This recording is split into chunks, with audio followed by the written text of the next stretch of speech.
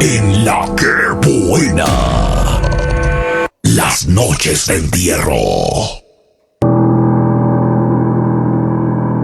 Listos. Listos. Armados y preparados. Tenemos historia. Ya estamos también en este momento conectándonos directamente en el Facebook Coco Alex Guzmán para que vivamos la historia en vivo. Para que nos veamos y compartamos y nos contemos cómo sentimos la historia. Para mí sus comentarios son importantes. Gracias por también acompañarme a través del Facebook. Buenas noches, ¿con quién tengo el gusto? ¿Qué tal, Coco? Buenas noches, con José. José, ¿cómo estás? Bienvenido. Muy bien, muchas gracias, Coco. ¿Tú qué tal? Bien, gracias, aquí mira. Contento, trabajando, haciendo catarsis con todos ustedes, que me emociona y me gusta bastante. Cuéntame, José, ¿tu historia te ocurrió a ti? Sí. ¿Hace cuánto? Sí.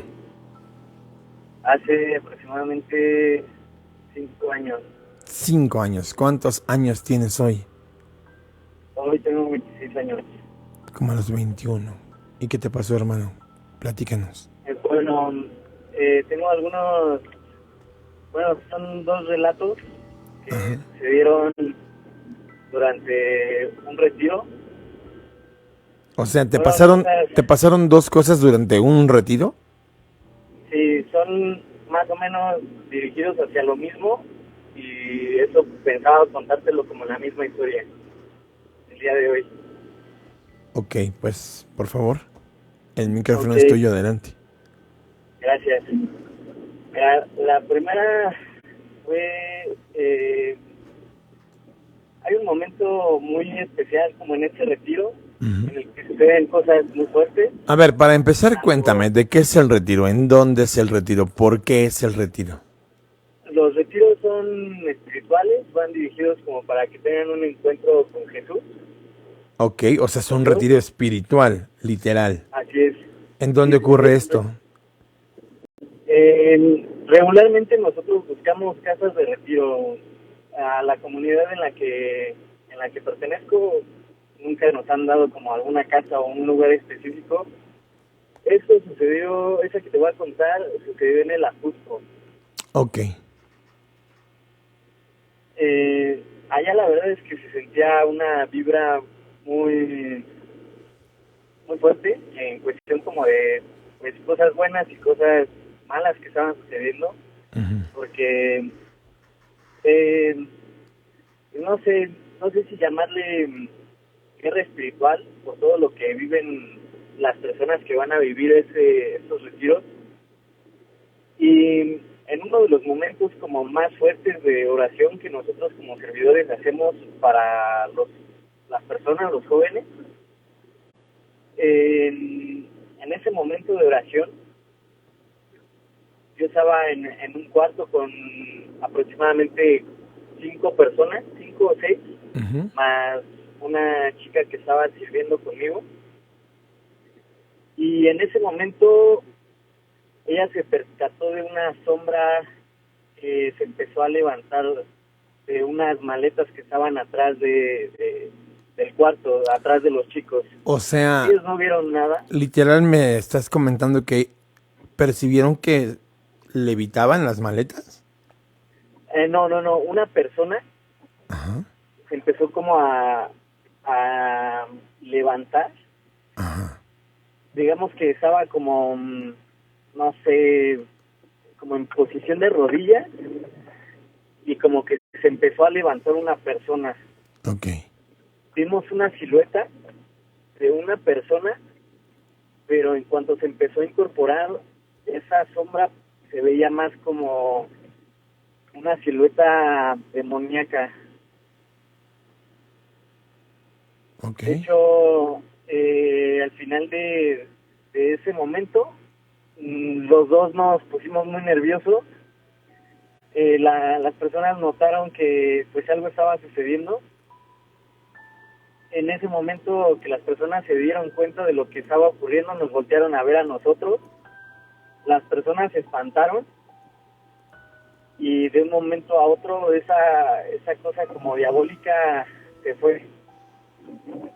O Para sea, eso, unos momentos antes, se manifiesta, la ven, desaparece.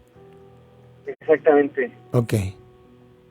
las personas, digamos, ellos tenían los ojos cerrados, pero cuando ven que nos pusimos muy, muy nerviosos y con terror, porque se escuchaban nuestras voces, las personas, algunas abrieron los ojos y hicieron como expresión de miedo, y por eso todos en ese momento abrieron los ojos, nos voltearon a ver a nosotros, vieron hacia atrás y la silueta desapareció. Después hubo una situación muy similar y también sucedió en Tlalpan. Pero para eso, en ese otro cuarto habían ventanas. De hecho, estábamos como en una capilla en ese momento. Fue una situación muy similar, pero en esa situación fue diferente. Se paró una silueta que literal se veía de cuernos y estaba hacia la ventana viéndonos a todos. A ver, pero esta silueta, ustedes estaban afuera de la ventana. No, nosotros estábamos adentro. ¿Y la silueta afuera? No, así es. Se asomó por la ventana entonces. Exactamente. Pero esta sí No, ya era una silueta de cuernos, o sea, ya... Digamos que una típica manifestación del diablo. Exactamente. Ok. ¿Y ahí qué pasa? Ahí, pues, se nos quedó viendo un buen rato. O sea, literal, veíamos cómo se pasea.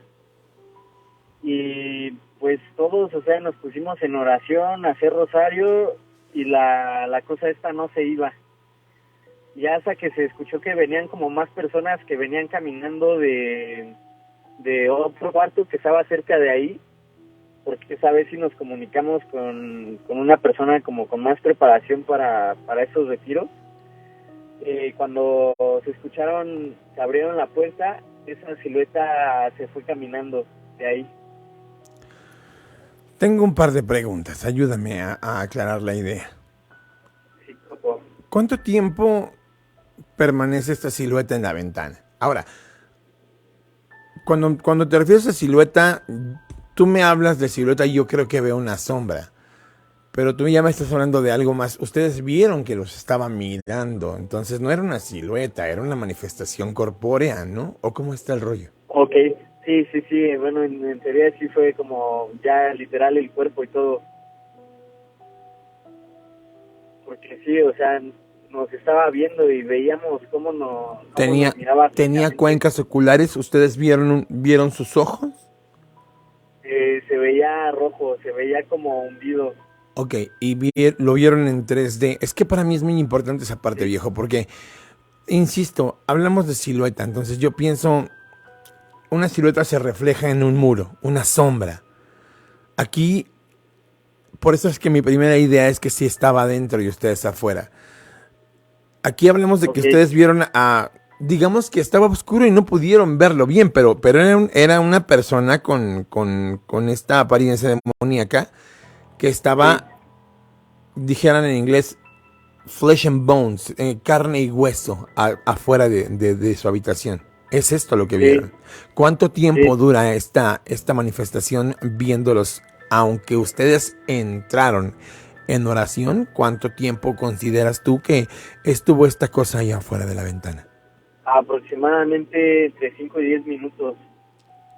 O sea, sí fue un rato.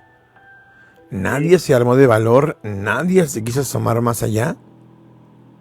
No, la verdad es que sí teníamos miedo en ese momento y nada más veíamos que por momentos como que caminaba alrededor del lugar, del espacio en el que nosotros estábamos.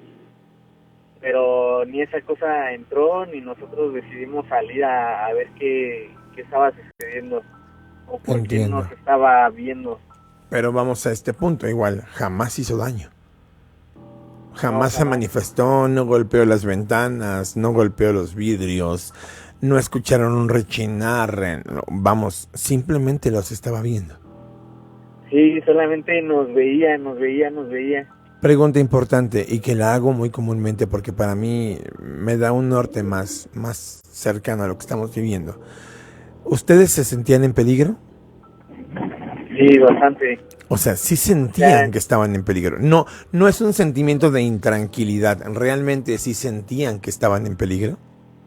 Sí, totalmente. De hecho, las personas que estábamos ahí, estábamos literal todos arrinconados en un mismo lugar. Uh-huh. Entiendo. Caray. Pues entonces quiero pensar que el espacio en el que les dieron el retiro espiritual pues estaba bien protegido. Creo que el momento de oración fue certero y fue pues lo mejor que pudieron hacer, José, porque al final de cuentas una manifestación de ese tipo ya, híjole, es que lo voy a decir como es, no se puede evitar. Una manifestación demoníaca que aparece en un encuentro juvenil de religiosidad enmarca un concepto muy importante. O sea, para empezar, la fe tan grande que se estaba percibiendo en ese lugar, y para terminar, las ganas de este ente de romper esa paz. Sí, no, y de hecho, Coco, luego las personas vienen como muy, pues, pesadas energéticamente, porque de hecho en ese retiro, en el segundo del que te estoy platicando, Ajá. Esa vez iba una persona que había jugado con la Ouija. Entonces, yo no recuerdo muy bien si la persona que estaba conmigo en ese espacio era la que había jugado con la Ouija o estaba en otro lugar. Pero hay también atención, hermano, ¿eh? O sea, te voy a decir algo básico que es muy cierto. La Ouija es un puente energético. Sí. Para que llegue una manifestación positiva o negativa, la Ouija solamente es un puente. Pero entendamos algo que es muy real. La Ouija requiere el contacto. O sea, al final de cuentas, ese puente que está en la tabla se hace una extensión con la persona que lo juega. Porque la Ouija requiere que toques el puntero. Aunque sea un roce, pero requiere tu contacto. Requiere tu energía. Así que no es descabellado lo que me dices. Si alguien había jugado con la tabla de Ouija antes de ir al retiro, muy seguramente ese pequeño puente energético seguía abierto. Y perdón a toda la gente que le llama la atención jugar con este tipo de tablas, con este tipo de juegos. Hablemos de Charlie, hablemos de Cleo, hablemos de Ouija. Hermano, estás abriendo tu espiritualidad, estás permitiendo ser un canalizador de la energía que entra por la tabla. Y tú no sabes qué estás recibiendo en tu entorno con la tabla. Sí, de hecho, brutal. Cosas muy fuertes. Brutal. Hermano, pues te quiero agradecer muchísimo la llamada. De verdad, es muy interesante el entender cómo un espacio de fe puede también intentar ser violentado por una manifestación que no es bienvenida. Y 2 veces en el mismo retiro habla de que ahí estaba pasando algo importante o interesante. No sé si tenían ustedes por ahí a un hijo renegado que ya no quería seguir una fe perversa y decide acercarse a su retiro y obviamente, pues entonces alguien estaba reclamando a un hijo, ¿eh? También puede ser. Sí. También puede ser. Viejo, te agradezco un montón. Que haya muchísima suerte. Y te abrazo. Te abrazo de corazón. Gracias por tu historia. Buenas noches. David Herrera nos dice: donde vivo hay sombras de un señor de negro y unos niños. Sergio Monroy: hay un momento, Coco, en donde entras en oración tan profundo que mueves muchas energías, que incluso el que lo hace queda muy cansado. Lo sé. Yo soy católico, pero tengo una gran cantidad de familia cristiana que entran en oración muy profunda. Y claro que es agotador. Oscar Roma, saludos. Juan Pérez, a toda la gente que está conectada a través del Coco, Alex Guzmán, a todos los que están viendo la historia, por favor compartan, sería muy importante y sería de mucha ayuda, gracias.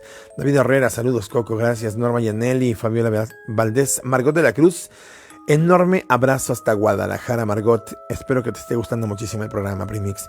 David Herrera, son unos niños, dice David, ok. Dice David Herrera, en las noches aquí en tu casa, Coquito, avientan los trastes de la cocina y son niños. Sería bueno que me mandaras tu número por MD para poder contarlo más a detalle, mi queridísimo David. También para Sergio Monroy, gracias. En mi punto de vista, mi Coco, yo también fui un servidor a un retiro. Y efectivamente, en los momentos más fuertes de oración suelen pasar muchas cosas. Desde las sombras o los objetos se mueven. Y es en ese momento en donde todo se complica. Guzmán Alberto, saludos desde Lorenzo, Chimalhuacán, abrazo. También para Mariana Beltrán. Omar Barroso, yo vivo en el bosque de los dínamos, tengo mucho que contar. Mándanos tu número por MD, por favor, mándanos tu número para contactarte. Historias muy interesantes, cosas que pasan. La verdad siempre está en la boca de quien lo cuenta. Y yo, con el corazón en la mano, se los digo. Les creo. 11:17, en La Que Buena, el Coco sale de noche.